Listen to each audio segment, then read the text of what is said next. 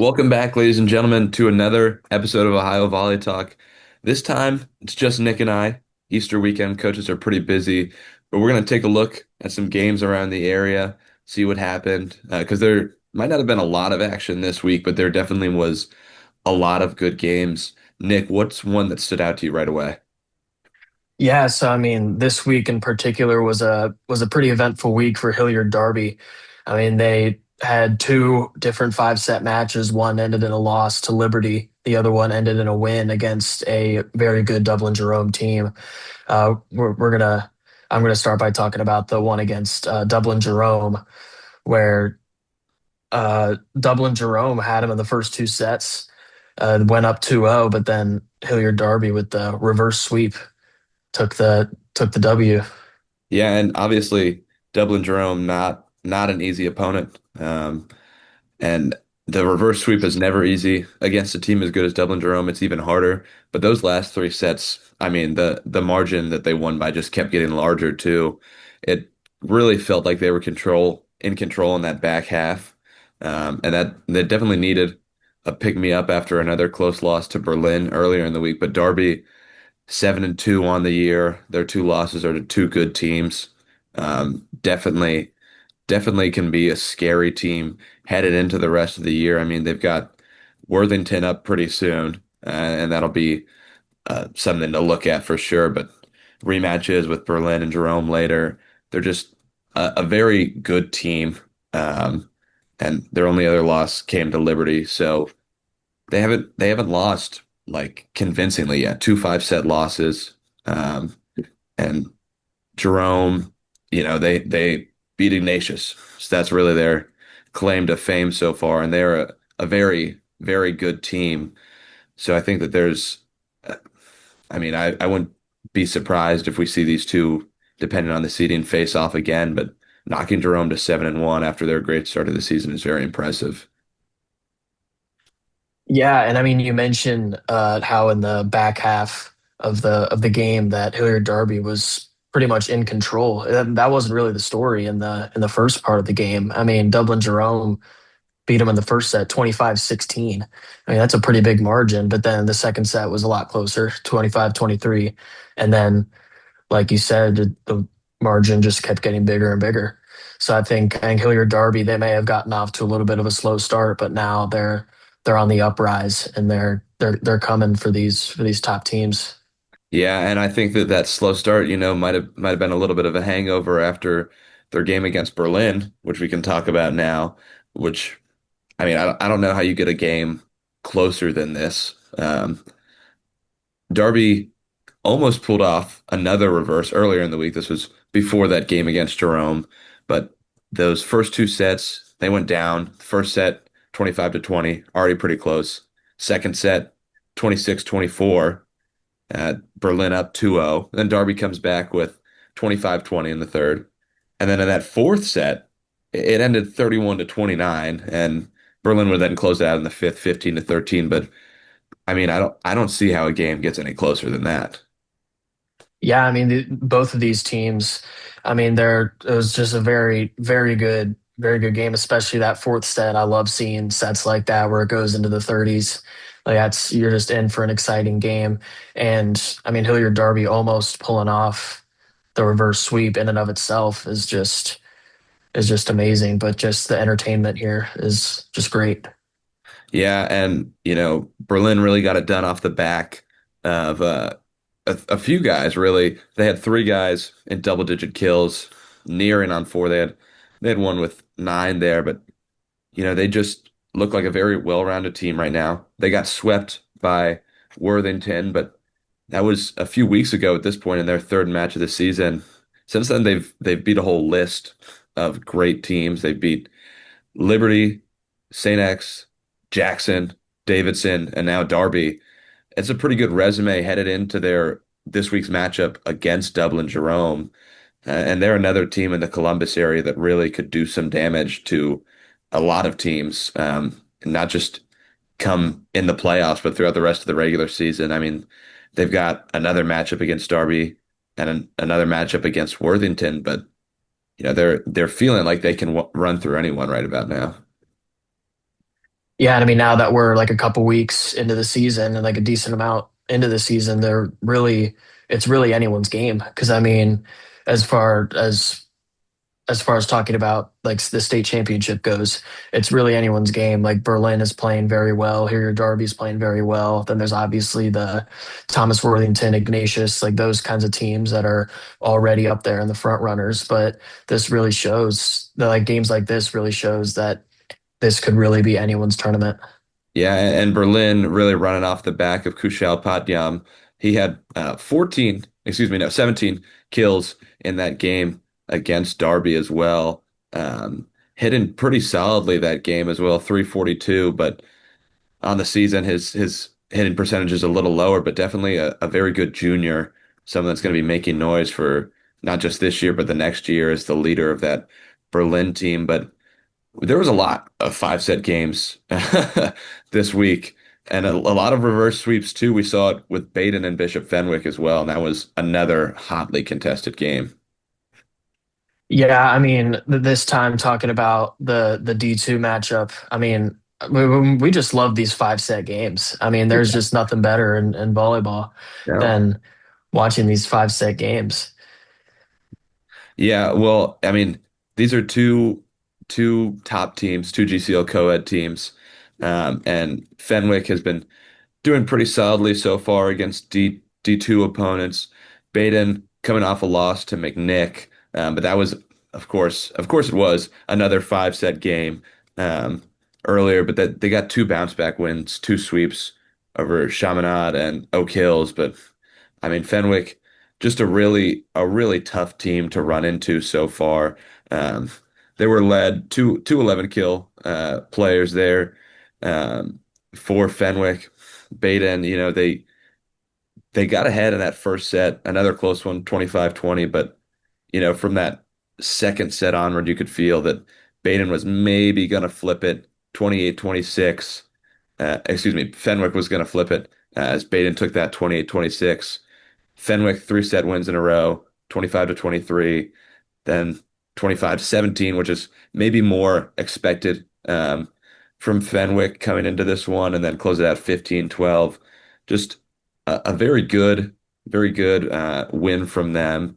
And they've got not the easiest schedule in the world, but they just had a loss to Elder after that. So picking up those wins where you can get them is very important, especially headed into their first match with McNick this week. I think that it's going to be a battle atop the GCL co-ed. Yeah, it's definitely going to be a battle, and like I'm just wondering, like this thought kind of just came into my head seeing all these reverse sweeps recently. I'm wondering if fatigue has anything to do, just like early season fatigue, maybe shaking off the rust a little bit, just kind of because like with Baden, they had the first 2 sets, but then Fenwick just kind of just beat them in the last 3 sets. I mean, it was pretty close, but those last 2 sets were kind of not as close as some of the other ones. And then we saw when we were talking about the Hilliard Derby against Jerome, like Jerome had them pretty well, but then the wheels just fell off, and Derby just kind of took control pretty handily in the last 3 sets. Yeah, and that's definitely, something that I think probably worked into a few of these matches. Baden had a back-to-back. They played Oak Hills the night before, and back-to-backs are never easy. And if there's any night that fatigue will get you, it's right then, especially considering the fact that Fenwick had 5 days to rest. But they came off before that. They had three games in a row. They're just definitely is, like we talked to Coach Brett last week, and he was like, there's not really a time that these guys get a break. They come in and they're already playing from club, and they don't really have that rest time anymore. But I think that definitely is a factor in these close games, especially like you said, when we're seeing reverse sweeps more and more often. But there was another game. Of course, it's another five-set game. All these great teams just like having these great matches. But Edgewood fell, honestly, a little surprising to Carroll last week, and that one it had a close set score, but each individual set. Uh, wasn't quite as close, especially when Carroll won, except for that last set. Yeah, yeah. I mean, the first set, I mean, Edgewood took the first set 25-21, but then the second set, Carroll just kind of blew him out of the water, 25-13. Like not much of a set there, but then Edgewood comes back 25-23. Then fourth set, Carroll 25-11, which that's just odd. And then Carroll wins in a very close fifth set, 17-15. Yeah, and Carroll has had a pretty solid season. This is definitely their first statement win. Losses to St. Charles and Fenwick earlier, but they did it off the back of Sam Brune and Parker Davidson. Davidson had 17 kills, and Brune had 18. You know, you're looking at the team stats, and you can definitely tell that when Carroll won the sets, they were lopsided. Edgewood, throughout all five sets, only totaled 38 kills. And Carroll 60. So they're coming in at 12 kills a set there. It just is a little surprising to see from Edgewood, who just came off a big win against LaSalle earlier. And LaSalle is no slouch of a team themselves. But Carroll definitely making some noise with them when they come up with another win against Wayne the next day. They've got a little bit of a break, and we were talking, we just talked about how important rest can be. They need this break because they're coming in and they're playing McNick. And that is, a tough team to play. Clearly, we've seen still, but that Edgewood one, definitely a great way to get it started from them. Just like look like a pretty solid team so far. I'd like to see them maybe repeat this against another good team. Edgewood, like I said, their only big win so far this season, I'd say. Yeah, and like with this big win, I mean, you mentioned before that Carroll has played a couple good teams in D2 so far, but this was really the one that got him over the hump. And maybe with this statement win, like the team might feel a sense of like confidence saying like we can do this, we can compete with the highest teams. So maybe Carroll could be a team to watch out for as the season goes on. Yeah, I mean, really, when is a GCL team in any division not a team to watch out for? Sometimes they just get bogged down by playing such a tough schedule. But yeah, like I said, if they can not even just necessarily win against McNick, but give them a tough one, that is certainly going to make things interesting in that GCL co-ed division. But think those are all the games we were going to talk about from this week. There's one, after talking about Derby that's jumping out to me for next week. Berlin and Jerome is going to be a very, very good game. If you ask me, two very good teams. I believe there's three losses between the two of them, and that's on Tuesday. That one definitely going to determine who really is top dog in Columbus even. Obviously Worthington is still a little bit higher up than them, but just two very good teams playing. Yeah, and I mean those two teams both are kind of flying up the rankings in our rankings Yeah. for us, and like you said, this could really decide who takes control of or who can compete with Worthington up in Columbus. But this is definitely a very important game just for the outlook of the season and to see like what these teams are really made of. Yeah, and then we mentioned it earlier, but Fenwick McNick is going to be really just a D2 indicator as a whole, not just a Cincinnati or GCL co-ed thing. Two very good teams. McNick been on the rise after a rough start to the season, and uh, Fenwick is really having to fight back for some wins now, like we saw against Beta. And I'd like to see what happens when they actually play each other. Yeah, I think that'll be a really good game. I mean, like you said, McNick is on the rise, had a bit of a slow start, lost a lot of guys, but when we talked to Coach Brett last episode, he said like McNick is never a team that you count out. Yeah. They're always gonna come back. They're always gonna be a good team. And Fenwick, I feel like this is definitely going to be a challenge for them, especially with a game like Baden, where they kind of got off to a pretty slow start in those first two sets and they had to reverse sweep to win. I think if McNick gets up 2-0, I think it'll be a lot more difficult for Fenwick to pull off a reverse sweep. So I think Fenwick might need to get off to a quicker start than they did the last game. Yeah, I completely agree there. You can't really let McNick have any breathing room, no matter who's on the roster, especially with Aiden Williams at the helm now. But Friday, we've got another good game. It's back to GCL play. It's Moeller and St. X facing off for the first time. This one is always a heated matchup, but I'm not sure it's going to be exactly a close matchup this time around, Nick. Yeah, I mean, obviously, us two both being St. X guys, we're obviously might be pulling for St. X a little bit, but I mean, based off how this season has gone so far, I mean, Moeller has looked like the best team in the GCL right now, and because I mean, they're just playing really well. St. X has gotten off to a bit of a slow start, especially with Luke Source coming off of basketball season, doesn't get much of a rest. But St. X just in general, just struggling a little bit right now. So I'm curious to see what they'll be able to do against a really firepower Moeller team. Yeah, I mean the Moeller Crusaders this year, they look like they're probably the favorites to come out of Cincinnati for D1. Definitely the best GCL team right now. It took a little bit of a fight for them to get around Elder in that first matchup, but uh, definitely a very, very good team. I wouldn't be surprised if we don't see this one go past four. I wouldn't be surprised if it happened in straight sets. Like you said, St. X off to a very slow start. Joe Taggart obviously doing his thing. I think he's coming in at around 5 kills per set, which is just ridiculous. But it's not a one-man show for volleyball, and they lost a lot of key pieces last year. And Moeller kept a lot of their guys other than Sauer, like Tyler Wong, great player. Plenty of other guys as well that are just very, very good. And this one, if St. X can pull it off, it would be a real nice one for them to get back going. But I just I don't see right now how they've shown enough to measure up to what Mueller has.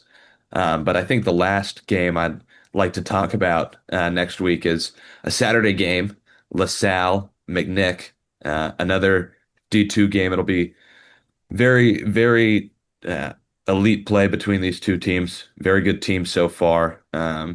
LaSalle obviously lost to Edgewood a little bit ago, but otherwise they've been a pretty solid team this year. Their record obviously always going to be a little bit worse than what they actually are, just because it's hard to compete with the D1 GCL teams.